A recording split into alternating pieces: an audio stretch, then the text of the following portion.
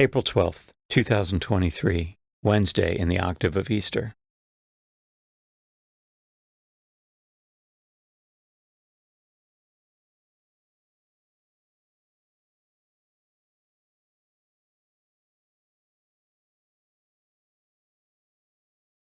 A reading from the Acts of the Apostles. Peter and John were going up to the temple area for the 3:00 hour of prayer, and a man crippled from birth was carried and placed at the gate of the temple called the Beautiful Gate every day, to beg for alms from the people who entered the temple. When he saw Peter and John about to go into the temple, he asked for alms. But Peter looked intently at him, as did John, and said, "Look at us." He paid attention to them, expecting to receive something from them. Peter said, "I have neither silver nor gold, but what I do have I give you.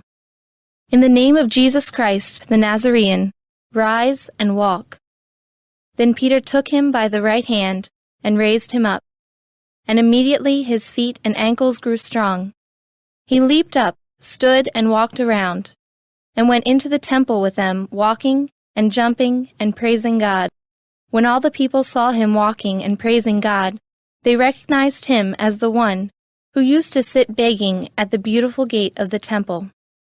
And they were filled with amazement and astonishment at what had happened to him. The word of the Lord. The responsorial psalm. The response is, "Rejoice, O hearts that seek the Lord. Give thanks to the Lord, invoke his name. Make known among the nations his deeds. Sing to him, sing his praise. Proclaim all his wondrous deeds. Rejoice, O hearts that seek the Lord. Glory in his holy name. Rejoice, O hearts that seek the Lord. Look to the Lord in his strength. Seek to serve him constantly. Rejoice, O hearts that seek the Lord. You descendants of Abraham, his servants, sons of Jacob, his chosen ones. He, the Lord, is our God. Throughout the earth his judgments prevail. Rejoice, O hearts that seek the Lord. He remembers forever his covenant, which he made binding for 1,000 generations, which he entered into with Abraham, and by his oath to Isaac. Rejoice, O hearts that seek the Lord.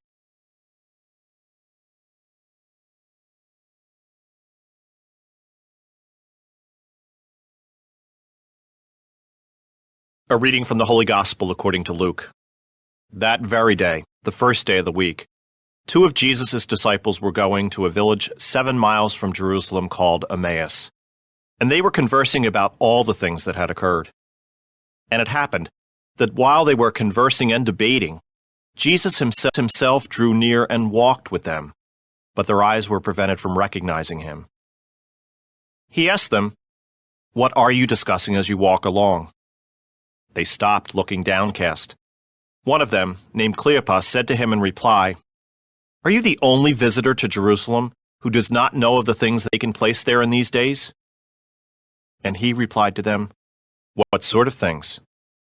They said to him, "The things that happened to Jesus the Nazarene, who was a prophet mighty in deed and word before God and all the people. How our chief priests and rulers both handed him over to a sentence of death and crucified him.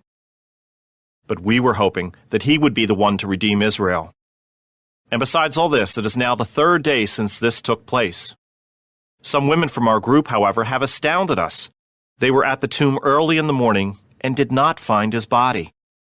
They came back and reported that they had indeed seen a vision of angels who announced that he was alive. Then some of those with us went to the tomb and found things just as the women had described, but him they did not see." And he said to them, "Oh, how foolish you are! How slow of heart to believe all that the prophets spoke! That the Christ should suffer these things and enter into his glory?"